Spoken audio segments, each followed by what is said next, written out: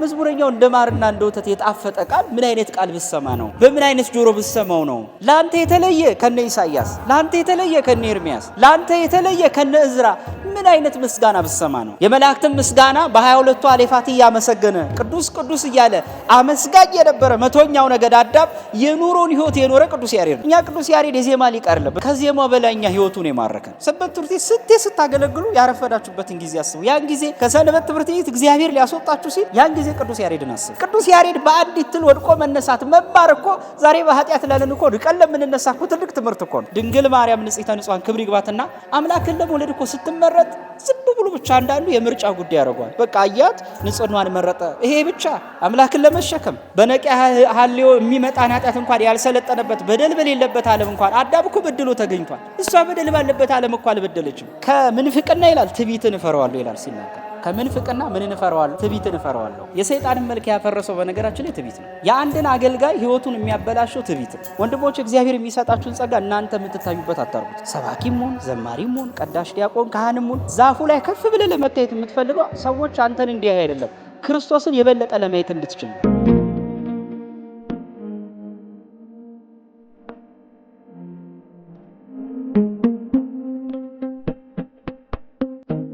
የምንነጋገርበት የትምህርታችን ርዕስ የሚሆነው ቃልህ ለጉሮሮዬ ጣፋጭ ነው። ሁላችሁም አንድ ላይ በሉት፣ ቃልህ በሉ። ለጉሮሮዬ ጣፋጭ ነው። መዝሙር 118 ከቁጥር 103 ላይ የሚገኝ ኃይለ ቃል ነው። ምናልባት ሁላችን በጸሎት ክፍላችን ውስጥ መዝሙረ ዳዊትን ስንደግም በጣም ደስ ከሚሉ ቃላት መካከል አንዱ ይሄ ቃል ነው። ቃልህ ለጉሮሮዬ ጣፋጭ ነው። መዝሙረኛው በዛው ላይ አስታኮ ከማርም ከወለላም ይልቅ ለአፌ ጣፈጠኝ በማለት ሊቁ ይናገራል። የቅዱስ ያሬድን በተለይ የሕይወቱን ታሪክና በዕለቱ መማር ያለብንን ጉዳይ ከመናገሬ በፊት ግን መዝሙረኛው ዳዊት የተናገረበትን ዓላማ የቁስጥንጥንያው ሊቀ ጳጳስ የአንጾኪያው ተወላጅ ቅዱስ ዮሐንስ አፈወርቅ መዝሙረ ዳዊትን በተረጎመው ድርሳኑ ኮመንታሪው ላይ አንድ ያለውን ነገር ተናግሬ ከዛ ጋር አያይዤ እቀጥላለሁ። መዝሙረኛው ዳዊት ብዙ ጊዜ የሚጽፋቸው ጽሑፎች ከምናውቀው መደበኛ ንግግሮች ትንሽ ወጣ ያሉ ምሳሌያዊና ሚስጥራዊ አዘል ናቸው። ምናልባትም አንዳንዴ ዳዊት ሲጽፍ መዝሙረኛው ራሱን እንደ ክርስቶስ አድርጎ እጆቼን ቸነከሩኝ ሲል ልታገኘው ትችላለህ ይላል ቅዱስ ዮሐንስ አፈወርቅ ነው ይሄን የሚለው። አንዳንዴም ራሱን በጣም በትህትና ያወርድና ከሰውነትና ወይም በዘመኑ ከሚደርሱት የመስዋዕት የኮርማና የበግ መስዋዕቶች ራሱን ያወርድና ጭራሽ ወደ ታች ወርዶ መሬት ላይ ተንፏቃ በምትኖር በትል ራሱን ይመስልና እኔ ትል ነኝ ሰውም አይደለሁም ሲል ታገኘዋለህ ይላል። አንዳንዴም ደግሞ ወደ ጸፍጸፈ ሰማይ ከፍ ይልና ከትልነቱ ወጥቶ ደግሞ ጸፍጸፈ ሰማይ ሐኖስን አልፎ ምጽላተ ሰማይን አልፎ ደግሞ ዓለመ መላእክት ይገባብህና የመላእክትን እንጀራ ለሰው ልጆች ሰጠ ብሎ ደግሞ ሲያመሰግን ታየዋለህ። ደግሞ አንዳንዴም በሌላ ዘርፉ ላይ አብና ወልድ ሲመሰካከሩ ደግሞ ሲሰማ ታየዋለህ። መዝሙር 109 ቁጥር 1 ላይ ጌታ ጌታዬን ጠላቶችን ከእግር መረገጫ እስካደርግልህ ድረስ በቀኝ ተቀመጣለሁ ሲል ትሰማለህ። በሚስጥረ ሥላሴ ላይ ስታየው ደግሞ አንዳንዴ ስጋዊን ሲጠቅስ ታገኘዋለህ ይላል። ስለ ክርስቶስ ሰው መሆን ተራሮች ኮረብቶች ሳይመሰረቱ ከሆድ ወለድኩ እንዳለ ልጁ ሶሎሞን እሱ ደግሞ አንተ ልጄ ነህ ዛሬ ወለድኩ ሲል የጥምቀቱን ምስክርነት ሲናገር ትሰማዋለህ። ቅዱስ ዳዊት ማለት ሁለገብ ጸሐፊ ነው። ብሉይ ላይ ቆሞ ሐዲስ ኪዳንን ፈትፍቶ የሚያስተምር፣ አንዳንዴም በብሉይ የኖረ ወንጌላዊ ነው ይሉታል። ብሉይ ላይ ሆኖ ወንጌል አምስተኛ አይባልም እንጂ መዝሙረ ዳዊት ነው አምስተኛ መባል እንኳን ቢገባው። ታዲያ ከተናገራቸው ንግግሮች አንዱ በጣም ቢደንቀው ስለ ቃለ እግዚአብሔር የተናገረበትን ነው። ቅዱስ ዮሐንስ አፈወርቅ በጣም በቅጥነት ሊኖረው ቢተረጎመው ዳዊት ሆይ ይላል፣ መዝሙረኛው ሆይ አንተ ባለ በገና ቃልህ ለጉሮሮዬ ጣፋጭ ነው ስትል አንተ የቀመስከው ያ ቃል ምን አይነት ጣዕም ቢኖረው ነው? ምክንያቱም ይላል ሁለት አመክንዮ ያቀርባል። አንደኛ ምንድነው ቃልህ ለጉሮሮዬ ጣፋጭ ነው ስትል በጉሮሮ ጣዕም ይለያል ወይ ብሎ ሊቁ ጥያቄ ይጀምራል። በስነ ተፈጥሮ የትኛውም ሰው እንግዲህ ባለው ነባራዊ ሁኔታም ተፈጥሯዊም ሂደት ውስጥ አንድ ሰው ጣዕም የሚለየው በምላሶቹ ነው። ምላሱንም ቢለይ ራሱ የምላሶቹ እያንዳንዱን ጣዕም የሚለይበት የምላሶቹ ራሱ ስፍራና ፖዚሽን አላቸው፣ የራሳቸው ቦታ ክፍሎች አሉት። አንተ ግን ወደ ታች ወርደህ እንዴት በጉሮሮ ጣዕምን ልትለይ ቻልክ? ምናልባትም የዳዊት ጉሮሮ ምን የተለየ ቢሆን ነው የተለየ እንደዚህ ያለ እንደ ማርና እንደ ወተት የሚጣፍጥ ነገር ለመለየት የበቃው ይላል። ምክንያቱም ምላስ ያላመነበትን አንድ ጉሮሮ ሊቀበል አይችልም። ከሆድ የሚያድር ከከርስ የሚያድር መብል መጀመሪያ በምላስ ካለፈ በኋላ ነው፣ ምላስ ካረጋገጠው በኋላ ነው ይጥመኛል አይጥመኝም፣ ይበጀኛል አይበጀኝም፣ ይጎረብጣል ወይስ አይጎረብጥ የሚለውን ያን ካመነበት አምልቶ ምን ብሎ እንደማያውቀው ካረጋገጠ በኋላ ነው ወደ ሆዱ የሚያወርደው። እና ጉሮሮ ማለት እንደውም አንዱ ማውረጃው መንገድ ነው። እንደው ብዙ ጊዜ ጉሮሮ አካባቢ እኮ ማነቅ የሚመጣው የምላስ ጥፋት ነው ተብሎ ይጠረጠራል አይደል? ምላስ መጀመሪያ ለይታ ባለማቅረቧ እዳው ለማን ነው? ለጉሮሮና የጥርስና የምላስ እዳ ነው። ስለዚህ አንድ መብል ሲበላ የፈለገ ቢሆን ጉሮሮ ላይ ለመቀመጥ መጀመሪያ ምላስን አልፎ ነው። እና መዝሙረኛው እንደ ማርና እንደ ወተት የጣፈጠ ቃል ምን አይነት ቃል ብሰማ ነው? በምን አይነት ጆሮ ብሰማው ነው? ላንተ የተለየ ከነ ኢሳይያስ፣ ላንተ የተለየ ከነ ኤርሚያስ፣ ላንተ የተለየ ከነ እዝራ ምን አይነት ምስጋና ብሰማ ነው? እና ሊቁ ምን ይላል? በምላስ ያላለም በጉሮሮቼ ለምን አለ ሲል ከተራ መብል የተለየ ሰማያዊ መብል እንደተመገበ ለማጠየቅ ነው። እኛ የምናውቀው መብል ማርና ወተት በምላስ የሚለይ ነው። እኔ የሰማሁት ግን ነው እግዚአብሔር ያሰማኝ ምስጋና ግን የሳኦልን አጋንን ታርቆ መንፈስ እግዚአብሔርን የሚያቀርብ ያ ምስጋና ግን ጎልያድን ድል እንዳረግ ያረገኝ ያ ምስጋና ግን እግዚአብሔር እንደ ልቤ እንዲለኝ ያደረገኝ ያ ምስጋና ግን እንደናንተ ተራ መብል በዓለም እንደሚገኘው የማርና ወተት መብል በምላስ የሚለይ አይደለም። ከጉሮሮ ያለፈን አምነውበት እንደሚያልፍ ሁሉ ያመንኩበትን ምስጋና አሰማኝ። ከጉሮሮ ያለፈ ከሰውነት ገብቶ እንደሚስማማ ለነፍስ የሚስማማ ሰማያዊ ምስጋናን አሰማኝ። ነገረ ስጋዌውን ገለጸልኝ፣ ነገረ ጥምቀቱን ገለጸልኝ፣ ሕማምና መከራውን አሳየኝ። አብ ወልድን በቀኜ ትቀመጣለህ ብሎ ሲመሰክርለት ሰማው። አንተ ልጄ ነህ ዛሬ ወለድኩ ብሎ ተወላዲነቱ ሲገልጽልኝ አየው። ጣፈጠኝ ለጉሮሮዬ። የአፋ መብል አይደለ የውስጥ መብልን አደልከኝ። አንዳንዴም ደግሞ በወልድ ሰው መሆን የአብን ደስታ ተርላ ደግሞ ሲገልጽ ልቤን ደስ አለው ይልና ደግሞ አባ ጊዮርጊስ ዘጋስጫንደው በጰራቅሊጦስ ምንባብ ላይ በወልድ ሰው መሆን ይላል። ለቢቱ መናፍቅ መልስ ሲሰጡት በወልድ ሰው መሆን በተለይ ቢቱ ማለት አብ እንደ ወልድ በተለየ አካሉ እሱ ራሱ መከራ ተቀብሏል ብሎ የሚያምን መናፍቅ ነው።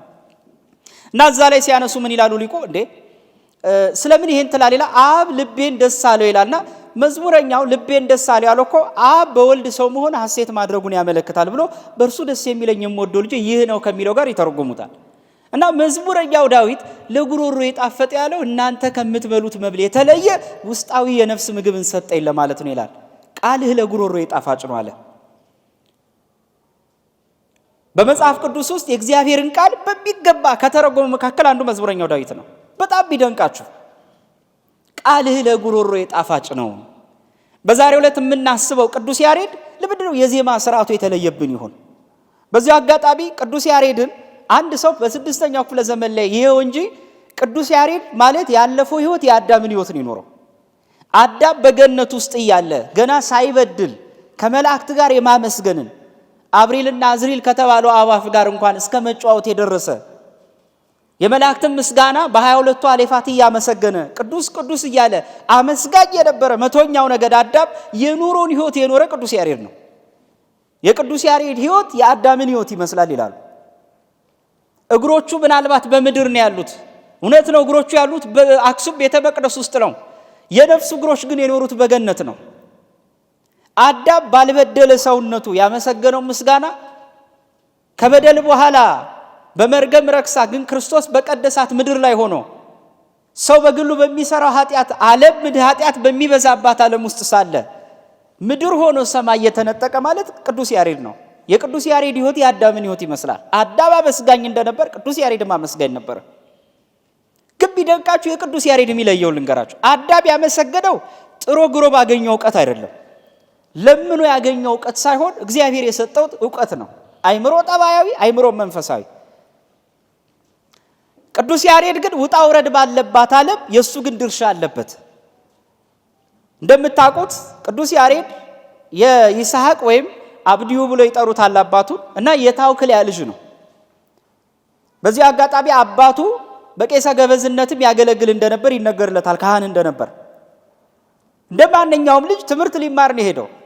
የትናንቶቹ ቅዱሳን ገድል ስታነቡ አንድ የሚደንቀኝ ነገር ልንገራችሁ። የትኛውም ገድል ላይ በተለይ ኢትዮጵያን ገድል ላይ ስታዩ እድሜያቸውን ገድሉ ሲጻፍ አንድ ሳይረግጧት የማያልፏት ጉዳይ አለች። ምን ይላል? ብሉይና ሐዲስን ተማረ የምትል ቃል አታጥሙል ጊዜ ሳይማር ሊቅ የሆነ የለም። በዚህ አጋጣሚ የኛ ቅዱሳን ሁሉ በተርላ በደስታ ይመጣ አይደለም። ወይ ቅጠል አሽተው ወይ ይሄ ጉራንጉር ሄደው ወይ የሆነ የአበባ መዓዛ አሽተው ያገኙት ዕውቀት አይደለም። እግዚአብሔር መንፈስ ቅዱስ የገለጠላቸው የነሱም ጥረት አለበት። ዳዊት ያልደገመ ቅዱስ የለም። በዚህ አጋጣሚ ያለ ጸሎት የተገኘ ህይወት የለም። እኛ ቅዱስ ያሬድ የዜማ ሊቅ አይደለም። በዚህ አጋጣሚ ቅዱስ ያሬድ ከዜማው በላይ እኛ ህይወቱን የማረከን ቅዱስ ያሬድ ከዜማው ዜማ በላይ እኛ ህይወት የሆነን የሱ ህይወት ነው። ለማዜምማ እኮ ከዛም በኋላ የተነሱ በጣም እኮ ብዙ ያዜማዋሉ። ጥያቄው ግን እሱ ጋር ሲመጣ ያያችሁ ውበት አገኘ። ለምን ይመስላችኋል? ቅዱስ ያሬድ ያን ሲያዜመው ጣዕም ያገኘው እግዚአብሔርም ያውቅበታል። ዜማውን ባለሙያ ለሆነና መሸከም ለሚችል ህይወት ላለው ሰው ነው የሰጠው። እግዚአብሔር በዚህ አጋጣሚ ጸጋን ለማይችለው ሰው አይሰጥም። እንደምትችለውና እንደምትሸከመው እርግጠኛ ሲሆን ነው የሚሰጥ። ዮሐንስ አፈወርቅን ያህላውን ከአንደበታችን የማይጠፋ ሊቅ እኮ መሸከም የሚችል ህይወት ስላለው እኮ ነው ጸጋውን የሰጠው። እና ቅዱስ ኤፍሬም እኮ የሚሸከም ህይወት ስላላቸው ነው ከ3000 በላይ ድርሰት እኮ ክታብ የጻፉት። እንደውም የጸጋህን ማዕበል ግታልኝ እስከ ማለት ድረስ የደረሰው በስቶበት ማለት ነው። አንዳንድ ጊዜ እግዚአብሔር ጸጋ መሸከም ስለማንችል ያላቅማችን አይሰጠንም። አንዳንድ ሰው በጣም ቢሸወደው በዚህ አጋጣሚ የቤተ ክርስቲያኒቱን ዕውቀት በአቋራጭ ማግኘት ይፈልጋል። አሁን ብዙ ወንድሞች ባለማወቅ ወይ በቅጠል ዕውቀት ማግኘት ይፈልጋል፣ ወይ በራሱ ሳይጥር ማግኘት ይፈልጋል። እንዳይመስላችሁ እነዚህ ቅዱሳን ይሄን ማድረግ አቅቷቸው አይደለም። በዘመኑ ከእግዚአብሔር የሆነ ግን ስጦታ የሚተካከለው ስለሌለ እግዚአብሔር ካልፈቀደልህ በቀር እግዚአብሔር ካልከፈተልህ በቀር ጸጋን መሸከም አትችልም። እግዚአብሔር የሚያውቅበታል። ለባለሙያ ጸጋ ላለው ህይወት ላለው ለቅዱስ ያሬድ ገለጸለት። ቅዱስ ያሬድኛ የማረከን ከዜማው በፊት መጀመሪያ ህይወቱ ነው። ቅዱስ ያሬድ በዚህ አጋጣሚ መቼ ነው ዜማውን የደረሰው ሲሉት ያን ጊዜ ወደ መምሩ የተመለሰ ጊዜ ነው ይላሉ። ምክንያቱም እግዚአብሔር ቅዱስ ያሬድ የማረከው መቼ መሰላችሁ? በቅዱስ ያሬድ ህይወት የተማረከው ዜማውን ሲሰማ አይደለም። ልክ ከትሏ ተመልሶ እቺ ትል እንኳን ወድቃ ስትነሳ ትንሳኤ ካላት የቅዱስ ያሬድ እኮ ለመማር እኮ ሞቲቬሽን አይደለም የሆነችው ትሉ ንስሐም ጭምር እኮ ነው የሆነችለት። ቅዱስ ያሬድ በአንዲት ትል ወድቆ መነሳት መማር እኮ ዛሬ በኃጢአት ላለን እኮ ድቀን ለምንነሳ እኮ ትልቅ ትምህርት እኮ ነው። ቅዱስ ያሬድ የኖረ ህይወት የአዳምን ህይወት ይመስላል። አዳም ለምኑ ያላገኘውን ዕውቀት ነው ያገኘው፣ በጸጋ ነው ያገኘው። ቅዱስ ያሬድ ግን ተክቶ ያገኘው ነው። እና በጣም ቢገርማችሁ አጎቱ ጋር ነው ጌዲዮን ጋር እንደምታውቁት ሊማር የተላከው። ታሪኩን ታውቁታላችሁ፣ ግን ማንሳት የምፈልጋቸው ጉዳዮች ስላሉ ነው። እና ትምህርት አልገባው አለ። በቅዱሳት መጽሐፍት ውስጥ እግዚአብሔር ሥራ የሰራባቸው አብዛኞቹ ሊቃውንት በዚህ አጋጣሚ ቶሎ የቀለም ሰረገላቸው አይሞላም፣ ቶሎ ዕውቀት አይዘልቅላቸው። ለምንድን ይሆን? እንደውም ቅዱስ ዮሐንስ አፈወርቅማ ለኦሎምፒያ ክርስቲያኖች ወደ ኦሎምፒያ በጻፈው መልእክቱ ላይ በጣም ቢደንቃችሁ እግዚአብሔር የመረጣቸው ቅዱሳን የሆነ ነገራቸውን እግዚአብሔር ያዘገያል ይላል። ለምሳሌ የወለዱ ሴቶችን ተመልከቷቸው። አብዛኞቹ የቅዱሳን እናቶች ማህፀናቸው ከርሳቸው ቶሎ አልተከፈተም፣ ቶሎ መውለድ አልቻሉ፣ ቶሎ ፍሬ ማስገኘት አልቻሉ። ለምን ይሆን? ለምን ይሆን? እግዚአብሔር የሚያዘገየው ለምን ይሆን? አንደኛ እግዚአብሔር በተፈጥሮ ግን እነዛን ሕፃናት ቢሰጣቸው እግዚአብሔር ሰጭነት አይታወቅም። ለምን? አንዲት ሴት ተጋብታ በዓመቱ ብልቶን ምንም አይደንቅም፣ በቃ ተፈጥሮ ነው የሚባለው። ይሄ ለሰው ልጅ የሰጠው ነው። እግዚአብሔር ለመረጣቸው ግን አውቆ ያዘገይና ሲዘገይ ምን ነው እግዚአብሔር ምን አድርጎኝ ይሆን ብሎ በዛ ውስጥ ትዕግስታቸው እንዲፈተኑ። ሁለተኛ ደግሞ አዘግይቶ ሲሰጥ ተፈጥሮ ሰጠችን ሲሆን የሚሉት ማን ሰጠን? እግዚአብሔር ሰጠ እንድንል ነው። ያዘገያል እግዚአብሔር። እንደውም ዮሐንስ አፈወርቅ የሚጠቅሱ የትኛው መሰላችሁ? የዮሐንስ ወንጌል ምዕራፍ 11 ነው። በጣም ቢደንቀኝ አልዓዛር ታሟል፣ እባክና የምትወደው ታሟል ብሎ መልእክት ላኩበት። ጌታ አልሄደም። አልዓዛር ተኝቷል፣ ልቀሰቅሶ ይገባኛል ሲል እንደውም እነ ቶማስ ምን አለ? ሰዱቃይ ስለነበር ከተኛ ዘንድሞ ይነሳላል፣ እሱ የመሰለው እንቅልፍ ነው። በኋላ ጌታ ሞቷል አሉት፣ አልመጣም። አሁን በጣም ቢደንቀው ይላል ዮሐንስ አፈወርቅ የጌታ ለቅሶ ህይወት ማርፈዱ ነው ይላል። ስለዚህ በአንተ ህይወት ቢያረፍድ ለምን አረፈደ አትበል። በክበበ ትስብእቱ በምድር በነበረበት ሰዓት እንኳን አርፍዷል። የሱ ማርፈድ ግን ይላል ዕንባቆምን ይጠቅሳል ብትዘገይም የሚቀድምህ የለም እንዳለው። እስቲ በሉ ብትዘገይም በሉ የሚቀድምህ የለም። ቀድመው ለቅሶት ካለቀሱት ይልቅ ዘግይቶ ያለቀሰው ክርስቶስ ይበልጣል። አረፈደ፣ 4 ቀን አርፍዶ መጣ ክርስቶስ። ይኸውላችሁ ያቺ 4 ቀን ማለት በአንተ ህይወት ውስጥ ክርስቶስ የሚዘገይባት ህይወት ነው ይላል። በቃ የማይመጣባት ህይወት። ለቅዱስ ያሬድ በእውቀት ዘገየ፣ ለቅድስት ሐናና ኢያቄም በልጅ ዘገየባቸው፣ በኢዮብ ህይወት ውስጥ በጤንነት ዘገየ። ደግሞ በእያንዳንዳቸው ህይወት የዘገየበት ህይወት አለ። ስላልሰማ ነው በደንብ ሰምቷል ይላል ዮሐንስ አፈወርቅ። እንኳን ያንተን ጸሎት ይላል በሲኦል ያሉ የአባቶቹን የልጆቹን ጸሎት እንኳን ሰምቷል ይላል። ያንተን ጸሎት የማይሰማበት ምክንያት የለም ይላል። በኋላ 4ኛው ቀን መጣ። ታሪኩን ታውቁታላችሁ። ዘገየ ክርስቶስ። በአራተኛው ቀን ይሄ ሲሆን በጣም ቢገርማችሁ ጌታችን ኢየሱስ ክርስቶስ በመምጣቱ ማርያምና ማርታ የተቀበሉበት መንገድ ቅዱስ ዮሐንስ አፈወርቅ ያነሳል። እና ምንድነው የሚያነሳው? እነዛ በሚመጡበት ሰዓት ማርታ የተናገረችው ንግግር ዛሬ የኛን ስሜት ይገልጻል ይላል። ምንድነው ያለችው? ጌታዬ ሆይ ኖረህስ ቢሆን ኖሮ ወንድሜ ባልሞተ ነበር አለች። ምክንያቱም ለምን ሲል ለዕለት ትኩስ ሬሳን ብታስነሳ እንጂ ያረፈደ የከረመ ሬሳ አታስነሳም ብላ ነው። ኖረህስ ቢሆን ኖሮ እና ዮሐንስ አፈወርቅ እግዚአብሔርስ ኖረህስ ቢሆን ኖሮ ያላችሁበት ቀን የለም ወይ? እንደው አንተ ኖረህ ቢሆን ኖሮ ወንድሜ ባልሞተ፣ እህቴ ባልሞተች፣ እናት አባቴ ባልሞተ ያላችሁበት ጊዜ የለም ወይ?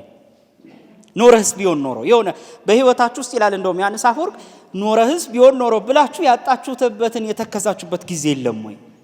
ስለዚህ እግዚአብሔር ለምን ይነፍጋል? እየሰማ እንዳልሰማ፣ እያወቀ እንዳላወቀ።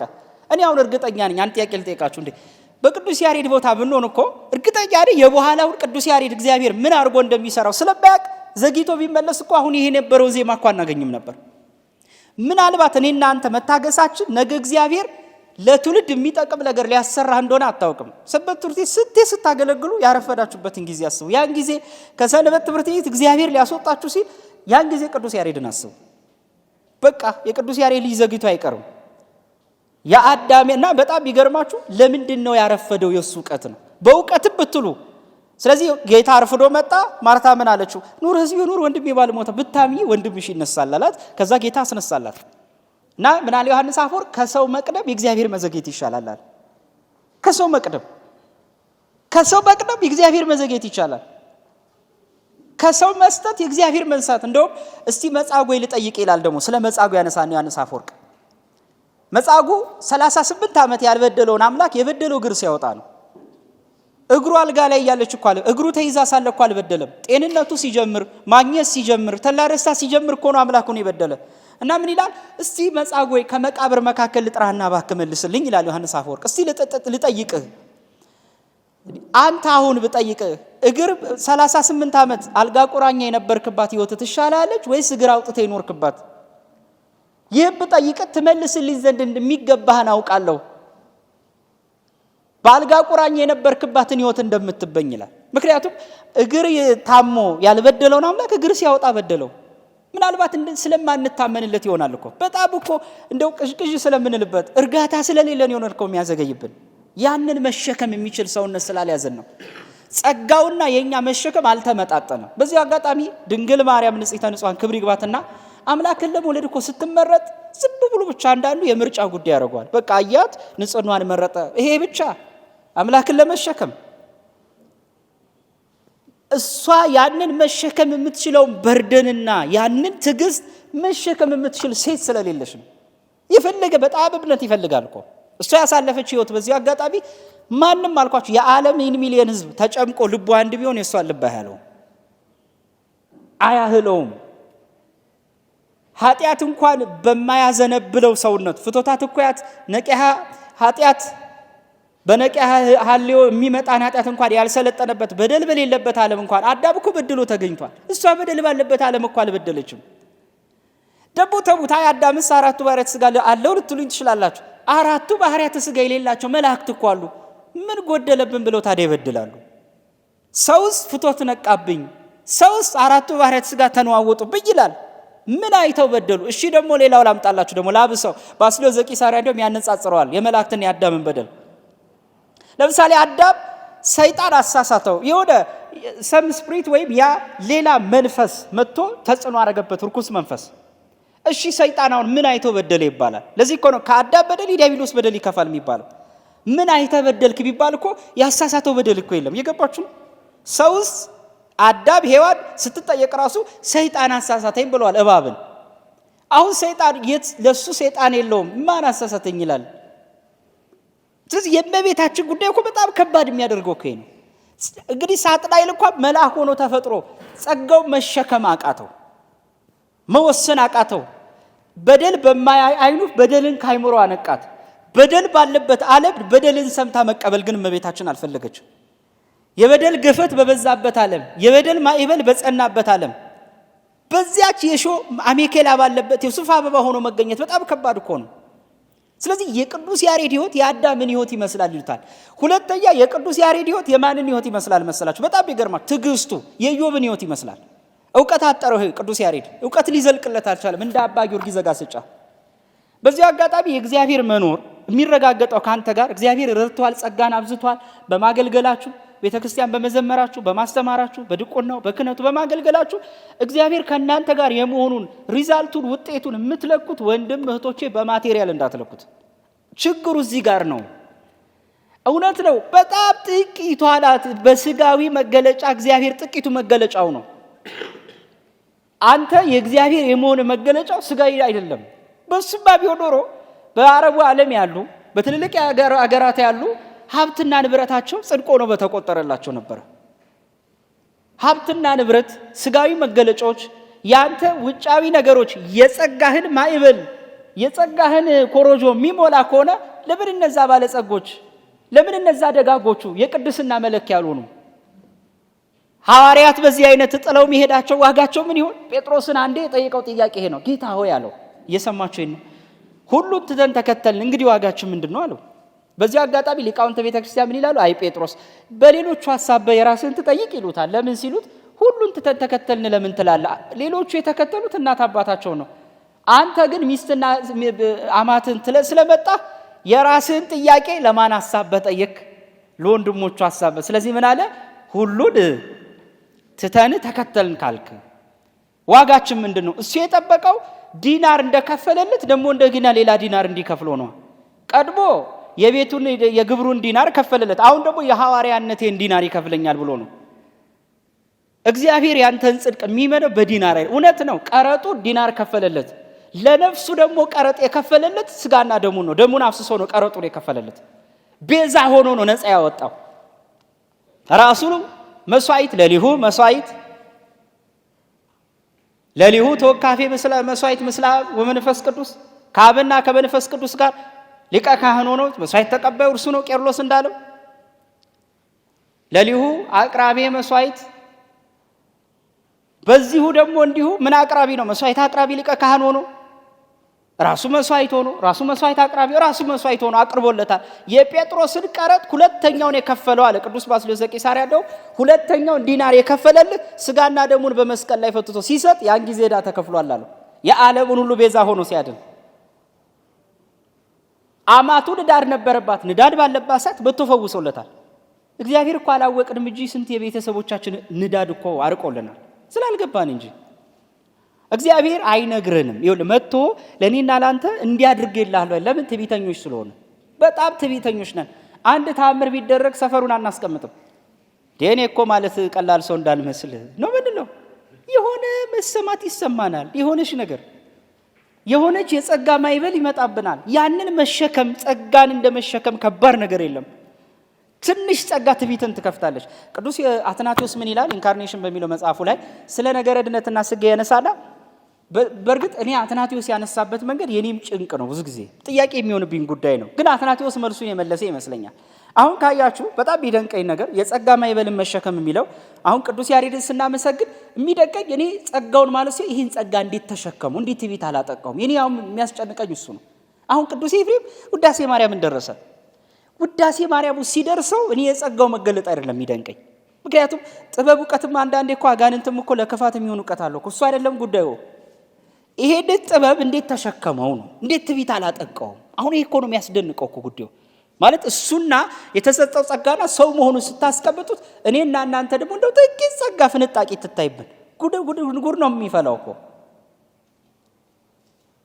ባለፋንበት ጸጋ እንኳን አግኝተን እኮ አገር እንኳን እናስቀምጥምና የሚደንቃችሁ በዚህ ከሁለተኛው ክፍለ ዘመን ጀምሮ 3 4 5 6 ክፍለ ዘመን የተነሱ መናፍቃን አብዛኞቹ ቱባ የሚባሉት በጣም በእውቀት ሰማይ የደረሱ ናቸው። አሁን ለምሳሌ አርጌንስን ያህል ማዕረገ ርቀትን ያስተማረ ሊቅ የለም። እንደነ ጠርጡልያን ያለ ሊቅ የለም። በጣም ቢደንቀኝ እና አውጣኪ ቀላል ሊቃውንት አልነበሩ እና አቡሊናሪዎስ ቀላል ሊቃውንት አልነበሩ። በጣም እንደው ከሚያሳዝኑኝ ደግሞ መናፍቃን መካከል እኔ አርጌንስና አውጣኪ ነው። አሁን አውጣኪ በጣም ቢያሳዝነው ንስጥሮስ እኮ ሲወገዝ እኮ ከነቄሮስ ጋር አብሮ እኮ ምን ያለ ነው ይወገዝ ያለ እኮ ነው። አንዳንዴ ከእንዲህ አይነት ነገር እግዚአብሔር ይሰውራል። ጉባኤ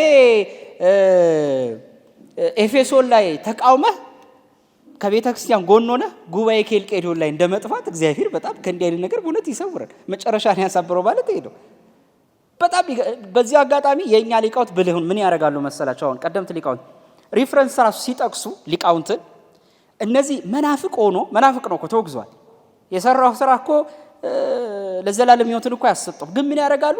ምን ቢሆን ግን ጨካኝ ካልሆነ ቤተክርስቲያንን ይሄ በከባድ ጥላቻ ያላጠቃት ከሆነ ምን ያደርጉታል? በሊቅነቱ ይጠቅሱታል። ብልህነታቸውን ተመልከቱት። በምንነቱ ሊቅ ብለው ቢያንስ በሊቅነት ያካትቱታል። ቅዱስ አይሉትም። ደግሞ ጨካኝ አለ ደግሞ ይሄ በሊቅነት የማይጠቀስ ለምሳሌ አሪዮስን ምንፍቅናው ከባድ ያደረገው የምንፍቅናው ይዘት ብቻ አይደለም።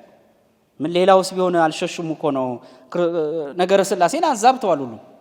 የእሱ ግን ጥላቻ ተሞላበት። ይወላችሁ አሁን እናርጌ ስትይ ምን ቢሆን ቤተክርስቲያን ለማጥፋት አላሳደዷትም፣ ግን ምንፍቅና ተናግሯል። ትክክል። እንደው አንዳንዴ እኮ ምንፍቅናው እንኳን ካለ ቢያንስ እኮ የሆነ ልብ እንኳን ለዘብ እንኳ ማለት አለበት አይደለ? እንደው ትንሽ እነዚህ ግን እነ ንስጥሮስ ለምሳሌ ክፉም ናቸው መናፍቅም ናቸው። እነ ሌዮን ክፉም ናቸው መናፍቅም ናቸው። እና ለምንድን ነው የሆኑት ብዬ በጣም ግራ ይገባ። ቅዱስ አትናቴዎስ ስለዚህ በቂ መልስ ይመስለኛል የተናገረው። በጣም ይገርመኛል። ለምንድን ነው እንደዚህ የሚሆኑት ይላል። ለምን ቅዱስ አትናቴዎስ ምን ይላል? ከምንፍቅና ይላል ትዕቢትን እፈራዋለሁ ይላል ሲናገር። ከምንፍቅና ምን እፈራዋለሁ? ትዕቢትን እፈራዋለሁ። ለምን ሲል አንድ ሰው ልቡ ትሁትና ቅን ቢሆን ስተት ምንፍቅናን እንኳን ቢሰራ ወዲያው ንስሐ ገብቶ ይመለሳል። ወዲያው ቀንዋ ልቡ ወዲያው ለመታረም ልቡ የተዘጋጀ ነው። ይላችሁ ልቡ ክፍት ነው። ከዛ በኋላ ያሰ ጸጋ ቢሰጡትም ለመሸከም ሰውነቱ ብቁ ነው። ትዕቢተኛ ሰው ግን አንድ የትዕቢቱ በር ስለተከፈተ ምንፍቅናውም ሰተት ብሎ ይገባል። ቅናቱም የማይገባ ሰተት ብሎ ይገባል። ሁሉ ነገር በቃ የተከፈተ በር ነው። በትዕቢት የተከፈተ በር ማንንም አይዘጋውም። ሰው ልጅ ሰይጣን እግዚአብሔር ከሚወደው ደምግባት መካከል ይላል አንዱ ትትና ነው፣ ከሚጠላው ደግሞ ትዕቢት ነው። ለዚህ እኮ ነው ቅዱስ ኤፍሬምም ሲናገር ምን ይላል? ሰይጣን በምን ወደቀ ብላችሁ ጠይቁ ይላል። በምን ወደቀ ሰይጣን? ዝሙት ሰርቶ ነው እንዳትሉኝ መጀመሪያውንስ መች ያገባና ይላል። ምን አልኳችሁ? መች ያገባና ይላል። አሁን ይሄ ማለት ሰይጣን ምን ይላል ማለት አይደለም። ዝሙት ሰራ ይባል ለምን መጀመሪያስ መች ያገባና ነው። የለበትም ገቢር ነው።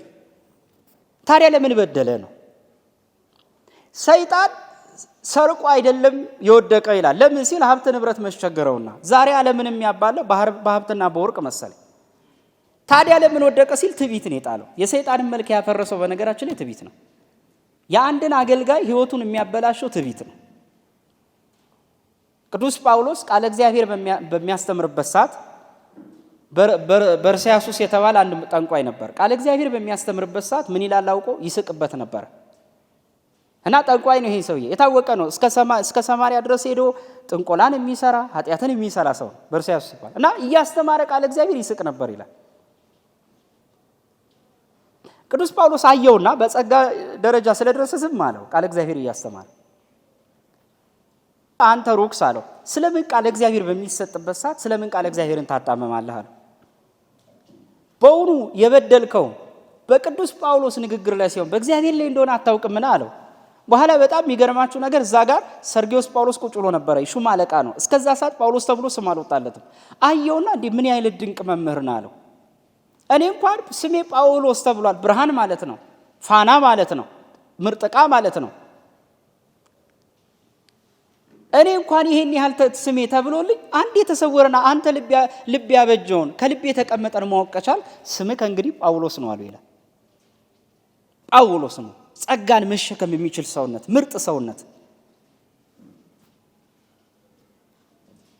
ስለዚህ ነው የቅዱስ ያሬድ ሕይወት የኢዮብን ሕይወት ይመስላል። ዕውቀት ያጣውን ሕይወት አባ ጊዮርጊስ ዘጋስጫ። በዚሁ አጋጣሚ ቅዱስ ያሬድን ስናስብ በጣም የሚገርመኝ ዕውቀት ከተነፈጉት መካከል ለምሳሌ ሁለቱም ማንሳት አለብን። ለምሳሌ አንዱ አባ ጊዮርጊስ ዘጋስጫ እና የቅድሙን ያነሳውላችሁ ለምን ሊቅነት ከትህትና ጋር ሲሆን ነው እነ ቅዱስ ያሬድ ውበት ያገኘው። እና ቅዱስ አትናቴዎስ ለዚህ ነው ከምንፍቅና ትዕቢትን እፈራታለሁ ያለው። ሁለተኛው የኢዮብን ሕይወት ይመስላል የተባለበት ምክንያት ላስረዳችሁ። ቅዱስ አባ ጊዮርጊስን ለምሳሌ ላንሳ። ተነፍጓል። እሱ ከተወለደ ጀምሮ እድሜው ለትምህርት ሲደርስ አባቱ ስዕል ቤት ያገለግል ስለነበረ ሐይቅ ላይ ለገዳም ሰጥቶት ነበር እንደምታውቁት። ግን ዕውቀት አይገባውም ነበረ። እኔ እኮ ይደንቀኛል። በኋላ ይሄን የመሰለ መጽሐፈ ሰዓታትን ሊደርስልን ግን ዕውቀት አጥሮታል። አንዳንድ የሚያጥሩብን ነገሮች በሕይወታችን እግዚአብሔር ለነገ ተርላችን ሊሆን ይችላል። ዘኬዎስን ተመልከቱት። ቁመቱ አጭር ነበረ። ግን የሚደንቀው ነገር እግዚአብሔር አምላክ ከዛፍ ላይ ቆሞ እንዲያየው አድርጎታል። እና በጣም የሚደንቀው ግን ከዘኬዎስ የሚደንቀኝ ነገር ዛፏን የተጠቀማት ራሱን ለማሳያነት አይደለም፣ እግዚአብሔርን ለማየት ለክርስቶስን ለማየት ነው የተጠቀመበት። ወንድሞች እግዚአብሔር የሚሰጣችሁን ጸጋ እናንተ የምትታዩበት አታርጉት። ሰባኪም ሁን፣ ዘማሪም ሁን፣ ቀዳሽ ዲያቆን፣ ካህንም ሁን ዛፉ ላይ ከፍ ብለህ ለመታየት የምትፈልገው ሰዎች አንተን እንዲያዩ አይደለም፣ ክርስቶስን የበለጠ ለማየት እንድትችል ነው። ዘኬዎስ እሱን እዩኝ ለማለት አይደለም ዛፉ ላይ ወጣው እንዲታያ። እሱማ ቢሆን ኖሮ ክርስቶስ እስኪመጣ መጠበቅ አይጠበቅበትም። ሌላ ቀን ገበያ መሃል ቁጭ ብሎ ምን ማለት ዛፍ ላይ ወጥቶ መታየት ይችል ነበር። ግን ክርስቶስን ለማየት ነው ዛፏን ከፍቶ የተጠቀመው። እነ ቅዱስ ያሬድ ጸጋውን የተጠቀሙት ራሳቸውን ለማሳያ አይደለም፣ የራሳቸውን ግሎሪ ወይ የራሳቸውን ሹመት ለመፈለግ አይደለም፣ እኔ እንዲህ ነኝ ለማለት አይደለም። እሱ ከሆነማ ምን ጥቅም አለው? እሱ ከሆነማ አገልግሎቱ ምን አፈር ላሰ ማለት ነው። ዛፏን የእውቀቷን ዛፍ የሊቅነቷን ዛፍ የተጠቀሙበት ክርስቶስን ለማየት ነው። ከእውቀት ላይ እውቀት፣ ከጸጋ ላይ ጸጋ ለመሸጋገር ነው። አንድም ቀን እንኳን ስለሚያውቁት ነገር በአደባባይ ይናገሩ። ቃልህ ለጉሮሮዬ ጣፋጭ ነው፣ እንደ ማርም እንደ ወተትም ሆነኛል። እንደ ማርና እንደ ወተት ጣፋጭ የሆነ ዜማን የሰጠን የብሉይና ሐዲስ የመጽሐፍተ ሊቃውንቱ ሊቅ ደገኛው አባት የቅዱስ ያሬድ በረከት ረድኤቱ ይደርብን። እግዚአብሔር አምላክ የሁላችንን ፍጻሜ ያሳምርልን። ወስብሐት ለእግዚአብሔር አሜን።